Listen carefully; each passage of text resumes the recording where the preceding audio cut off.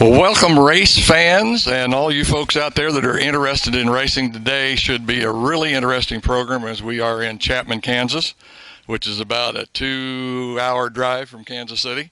And we're here at the Kansas Auto Racing Museum, and we just happen to have Doug Thompson here with us. And Doug is co-owner, proprietor, curator. I don't know what other things we. President of the Kansas Auto Racing Museum. It's a 501c3, and of course we're right here in Chapman, just like you said. So that's the entity that we are. Yeah. But I did get to be the president, and I'm also the janitor, and I'm also the yard keeper, and all of the other jobs that go with something like that. Yeah. I was going to say it's got to be quite a task to try and keep up with it. Just like the one day we dropped by here and you were out cutting grass, like you say, you kind of do it all. But gee, what a fascinating place to be. And I just have to say, anybody that's coming east or going west on I-70 and you just happen to be past Junction City and before you get to Abilene, it's Chapman. And if you're a race fan, you've got to stop in here and see some of the historic stuff that's on display here from Kansas racers. Yeah, that's what we have. This is the home territory for the history of auto racing in Kansas. And it's like I tell people when they come through that have been involved in racing, or sometimes we'll get Mike where somebody comes in and they'll say, well, my dad or my granddad used to be involved in racing. And I said, whatever happened to the scrapbook? Still laying in the basement somewhere. And I say, there's a 1,000,000-piece puzzle out here. And Mike, if everybody puts their pieces together, we'll have a 1,000,000-piece puzzle all assembled in the complete history of racing in Kansas, because it's a fabulous racing history. Yeah. I have to ask you, Doug, I know both you and your brother Roger have been in racing for, long time. I heard you guys talking there a while ago. I can't remember what year you said you started, but it's been a long time. Well, I raced my first competitive race, and well, it'd be questionable whether I was competitive or not, but it was 1969. But Roger had started earlier than that, and Roger and I had started really racing on the dirt track or the dirt roads. We lived on a farm. Our dad died in 1953, so Mom remarried and we were up by Junction City on a farm. And so what Roger and I would do is after working on the farm, we would get into, and Roger had for a while an old vehicle we called a hoodoo. It was had a flat head on it, and it wasn't anything more than a Model A body with a couple of bolts held the frame.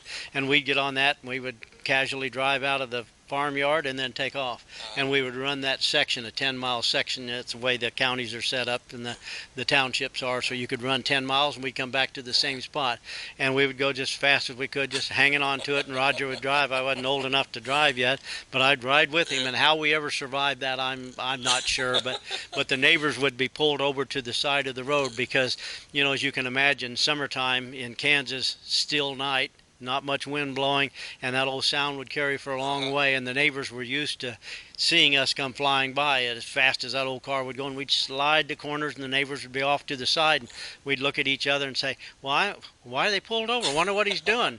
Like it was like they wonder what they're checking over there, and it was us. They could hear us coming and they got out of the way. They didn't want to be killed by it was figured us two would pass away at some time.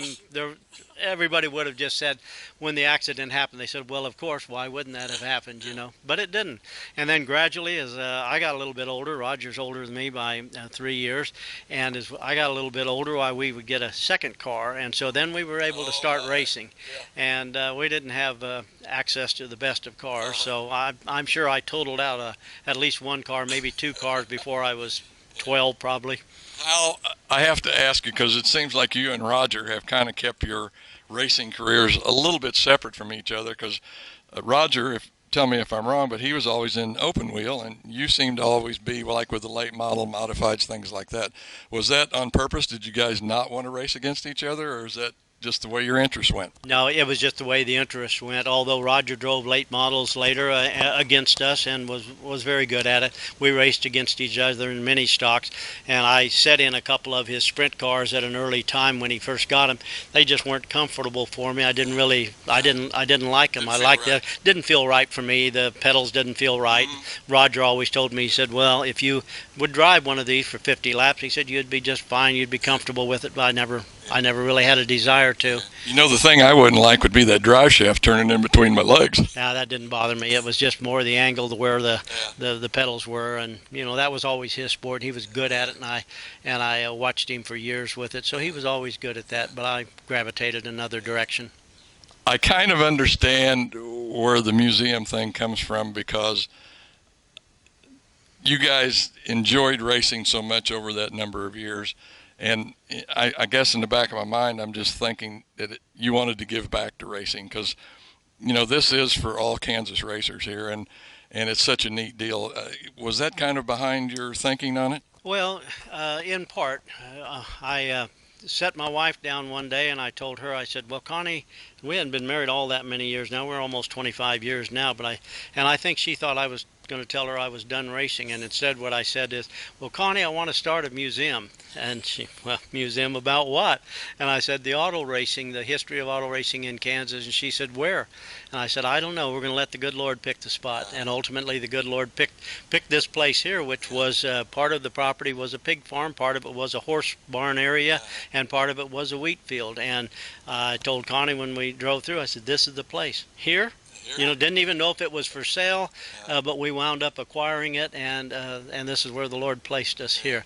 So the Auto Racing Museum was in part, we had a lot of our own equipment, so we moved that in here, but I've been amazed at the history of auto racing in Kansas and how many people have donated things, and competitors that we've raced against for years, and it's just been fabulous to see it all come together. And as I stand back 20 years later and look at it, it's like, wow, wow, wow. And to see how the Lord's hands worked on those projects. You have them in your own life too, Mike, yeah. I think at the time when we do some of this stuff, we don't realize how important it is to other people besides us or to ourselves until later when some of them old cars have been scrapped or gone away.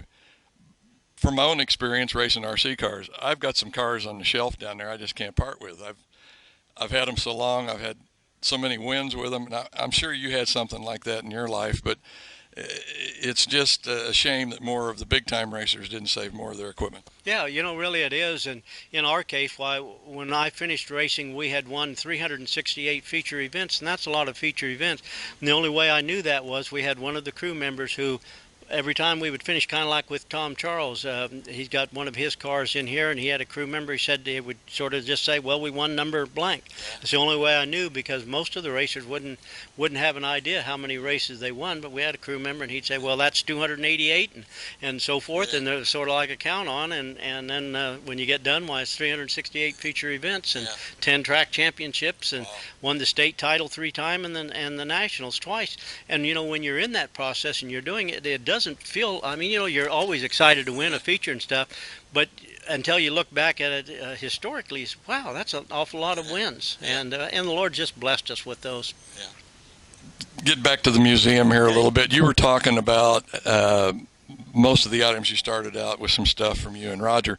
Can you recall what the first item was that you rolled in here and started to set up for an exhibition or to show? And I'm sure one other question kind of goes along with that is, do you have any idea how many pieces are in here? I mean, you look around and it's got to be thousands. Well, and to answer your last question first, I have no idea how many pieces there are, because there's a lot. As far as the first piece that we rolled in, I'm sure it was a couple of trophies that I had won. Like people say, can you identify your trophies that you won? Well, there's 2 or 3 or maybe 4. I have the Nationals Championship. I can identify them because they're much bigger. But I have other trophies, like I remember winning my first trophy dash in Topeka in 1972. I know where that one is, and there's a couple others. But other than that, I don't know. And then once we started setting things up, Roger started bringing his in, and he had lots of trophies. And now we find, when Roger helped me set up this display off to my left over here with the trophies, and we were setting them up, and is that one I won? Is that one you won? Or did somebody donate it? And you just sort of forget over a period of time. But we've been blessed with it. So the first things were our own things, is what we first moved in, because most people, before they will donate something, they want to make certain that they understand what the concept is. And as people came in, Mike, then they would come in and they'd say, oh wow, I want to donate something, and it's usually when a loved one passes, or sometimes when the loved one um, feels like he or she's going to be passing soon. They'll say, "My family won't care about any of these things. It'll get in the garage sale for a dime, so I want to bring it in."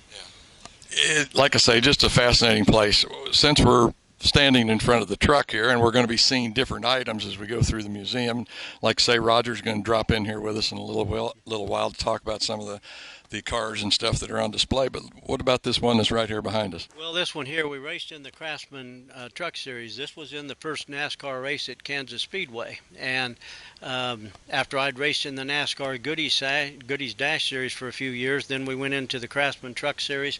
And this was an expensive one. This was a Dickies sponsored truck. And it didn't have a good outing the first time. It got wrecked. It wasn't our driver's fault, but somebody wrecked in front of him, took him to the wall too, and then we restored it back to condition, and it's been on permanent display since. Good part with the Craftsman Truck Series, and not every team that can do that, the independent team like us, but we qualified for every truck race that we went to. And there was some good competition, especially at that time, because you had Earnhardt, you had Childress had trucks in it, and there was a lot of really good equipment. I know we're going to get to some other items here in a little bit, but one of your marquee items, I guess is what I want to say, kind of came through a guy that put some trees in around the outside here, one of your nursery guys, and his name was Paul Flynn. Tell us about that. Sure, Paul Flynn, him and his family owned Garden Place Nursery in Abilene, and I knew Paul. I'm an attorney, and so I'd represented Paul on some matters, and hired Paul to help get the trees and put them in, and we installed the trees in the property, and Paul saw what we were doing, and Paul said, I got a bunch of old trophies. He said, you're welcome to have them if you want. And I said, well, okay, Paul, where'd you get them? And he said, oh, I did some racing, and I knew that, but I didn't really know at what level or the success he had. And he said the trophy's been through a fire in the garage, and so he said if they don't clean up well, just throw them away. It's all right. So I started cleaning them up, and one of them I cleaned up, and it was from 1955, the first NHRA event, and it was held in Great Bend, Kansas. And I cleaned it up, and it was obviously the original trophy. And so when Paul came back through the next day, and I was talking to him, I said, Paul, where'd you get this trophy? And he said, well, I won that. I said, you're the winner of the first NHRA event. And he said, yeah, I guess so. And we checked the records, and he is, and he was. He won it, and it was a fabulous story. And later, and we have that trophy, of course, on display, the original trophy. And I had Paul out. We did an interview. We talked all about that and the events with it. It's absolutely an amazing story. Paul's still living today. He comes by every now and then. He's a wonderful man. Yeah.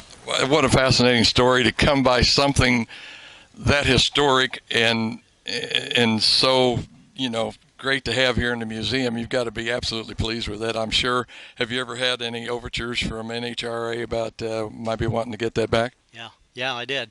When the NHRA had its 50th anniversary, and they held it at Topeka, and Governor Graves was the governor of Kansas at the time, Paul Flynn came by and said, Doug, can I borrow the trophy? And I said, yeah, and he took it up for the event, and John Force was with him and others, and so they were up there and they talked about NHRA and all the historical aspects of it, and then they said, well, we'd like to take this trophy back out to I want to say it was in California. I want to say it's Pomona Beach with their home space.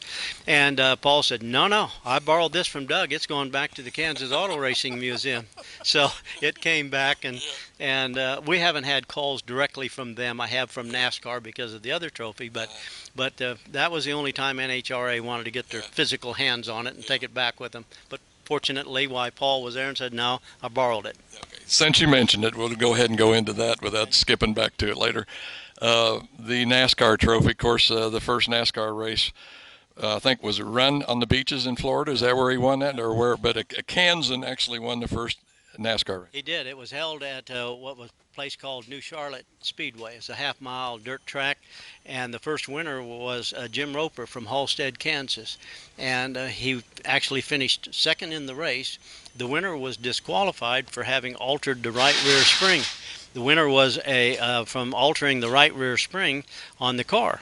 And because of that, that person was disqualified, and then Jim Roper's car was pulled in, and they tore it all apart. And when they got done, they called him Kansan. So they said, "Okay, Kansan, you're the winner." Gave him a check for $2,500 and the trophy. Wow.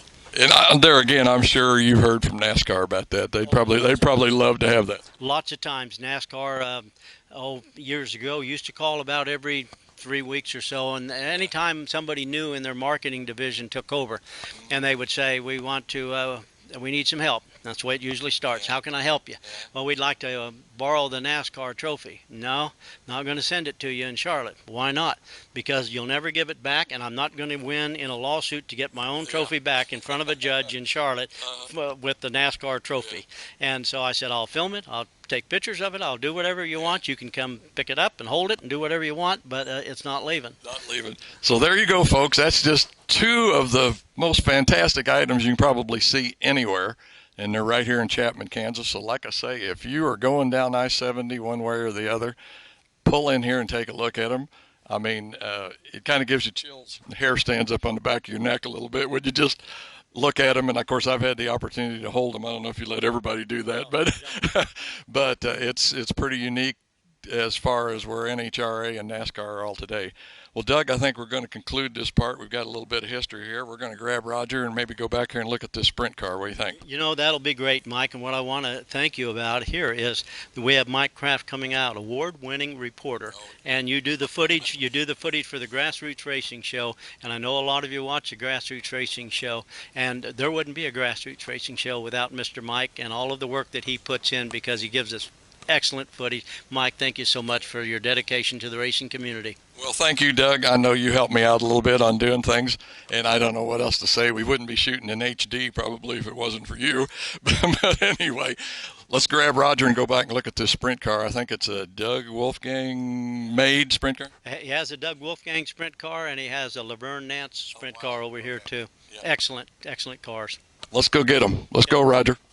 Well, we've got Roger Thompson here, and Roger, I understand you actually drove this Laverne Nance car here, and it wasn't one of your favorite cars. It was not one of my favorite cars, but it was a very unique car, and if there was ever anyone that could try to make something work, it was Laverne Nance. We went through about 5 different chassis changes on this. It's a coilover, all coilover car, and it wasn't until we were at an outlaw race in Wichita that Kinzer's dad came up and said, "Boys, give it up. We have tried to run these coilover cars, and he said it can't be done." And Laverne respected his opinion, and so we parked it. And that was the last sprint car that Laverne built, was this one, and it's in the museum. But if the racetrack was as smooth as this floor, which I've never seen one that smooth, this car was unbeatable. It's 2 feet shorter than the average sprint car. It really gets a bite with that coil system. But if you hit a dirt clod, let alone the cushion, the front end is in the air about 3 or 4 feet. And Laverne told me one time, he said, "Roger, when that front end comes up like that," and I said, which it does every race, he said, "don't jump out of the gas, because when the front end comes down, it'll bend up a bunch of expensive coilover parts." So I said, "In the meantime, Laverne, I'm driving this car based upon the location of the North Star." And that's about the way it went. It was, I'm only 19, but people tell me I look 80. And it was from driving some of these cars like that. But it was a real thrill. Yeah, But I imagine it was.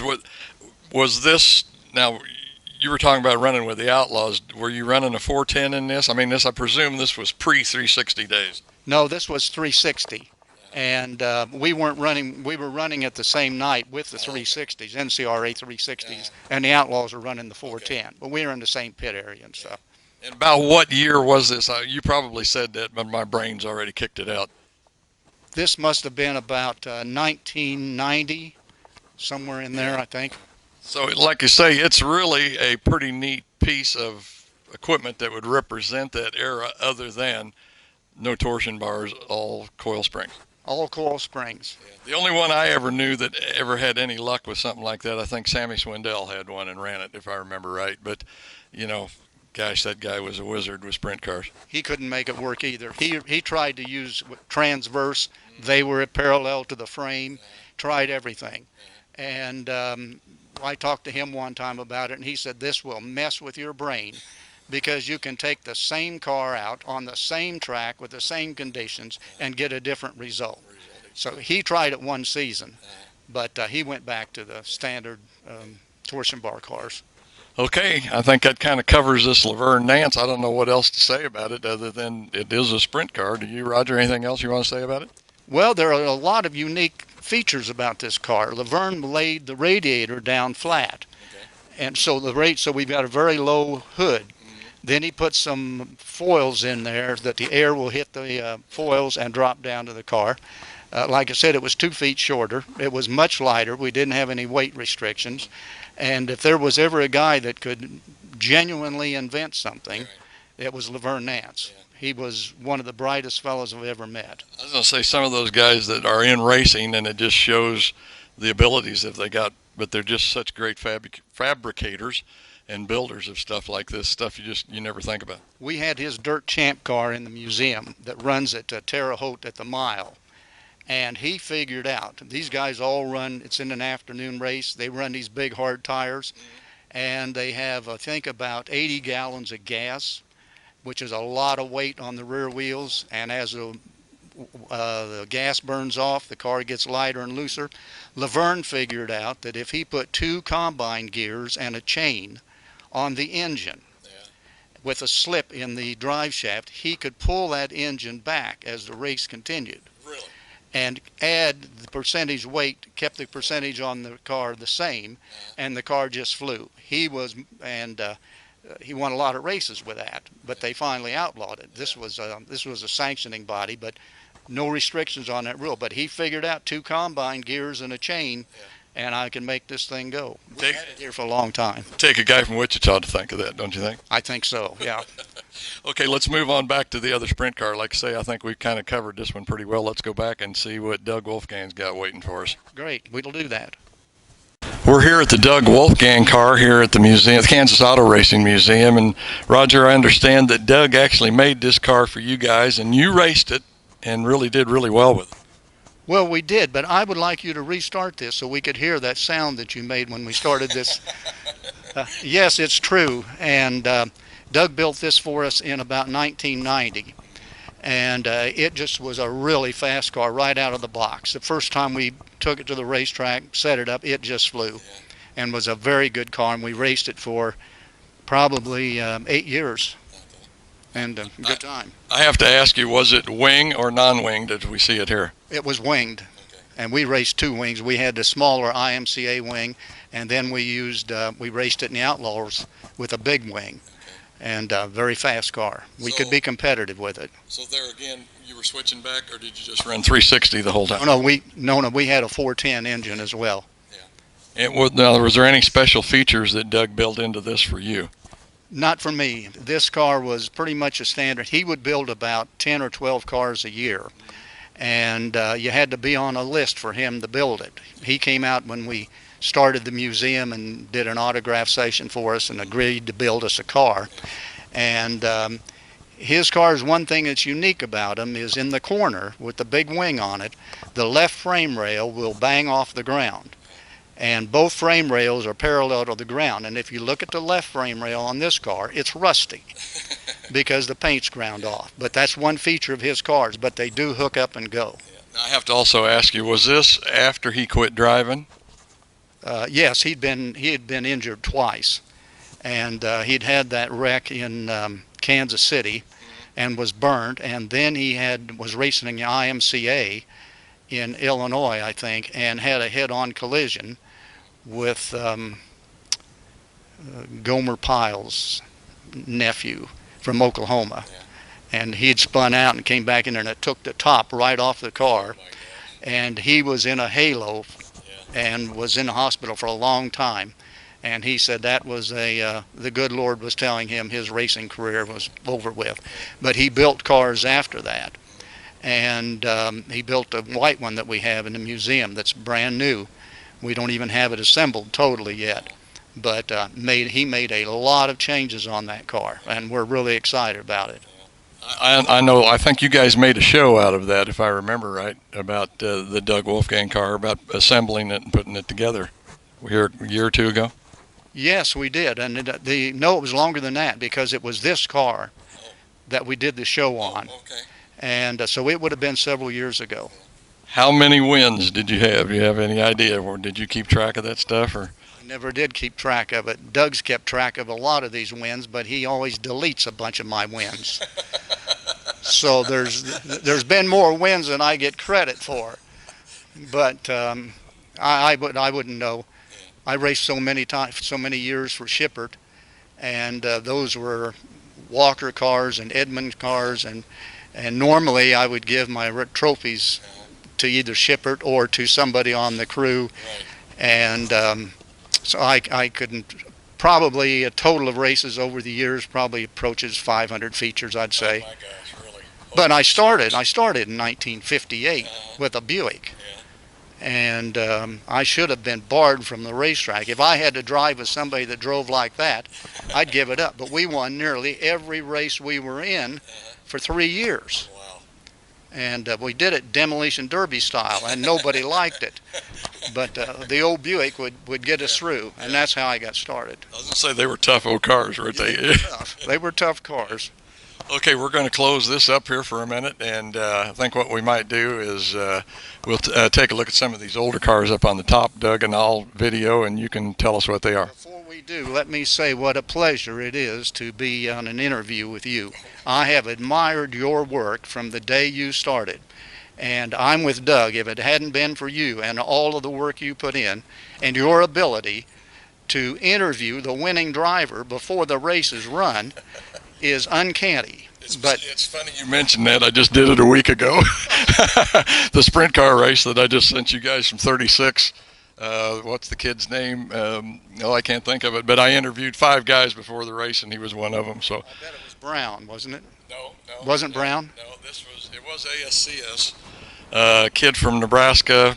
I can't think of it. My brain's not working. We'll have it. We'll have it on the Grassroots Racing Show. Okay, let's move on.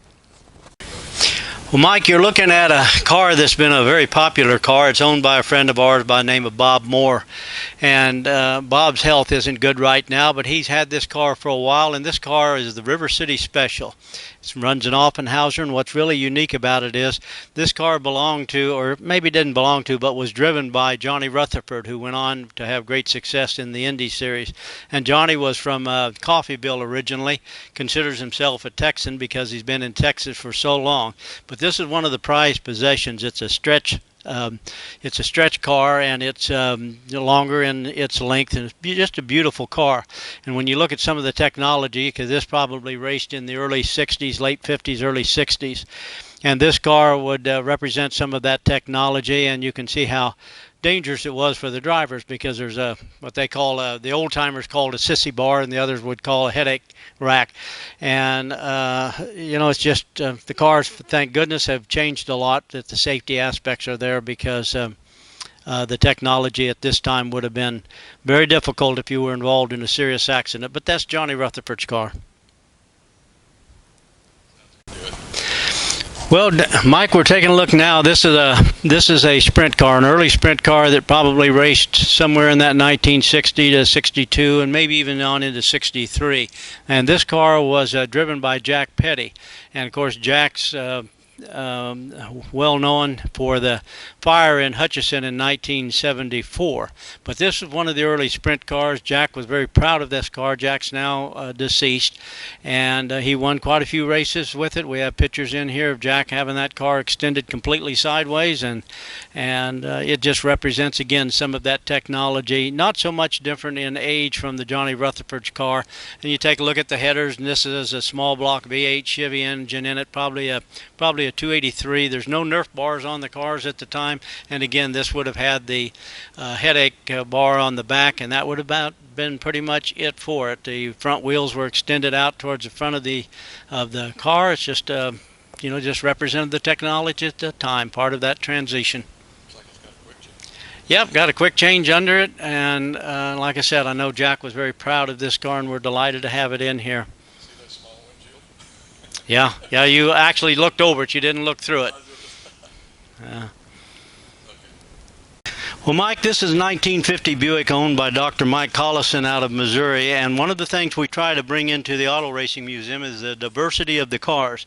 And by diversity, I mean we want cars that raced in sprint cars and oval track. We want drag racing, and this is one from the Salt Flats, so it's a land speed record holder.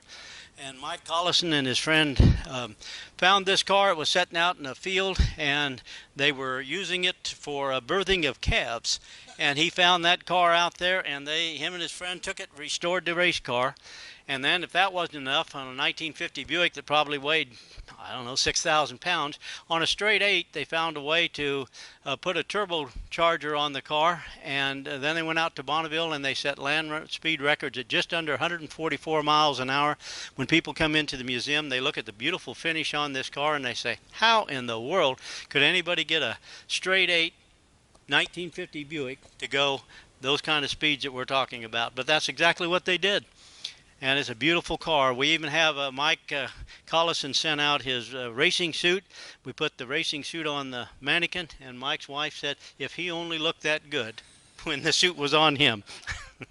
And we get that a lot with the mannequins, always do a good job. This is a beautiful car, and we're delighted to have it. Mike's from Missouri, and it was a donation that he made to the museum, about a $40,000 car, just a tremendous car.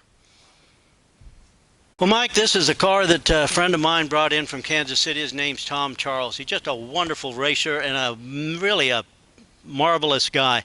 Over the years, I probably raced against Tom Charles some, but I really don't remember much about the racing against him. But I remember meeting Tom a number of times, and this car is just absolutely beautiful. I always found that Tom got more out of a race car than most people could. He didn't have the money to dump into it, and he just outworked his competition. His equipment always finished, and this is a beautiful car. Would have raced on the dirt tracks probably in Topeka and maybe up in the Kansas City area and maybe some into Missouri.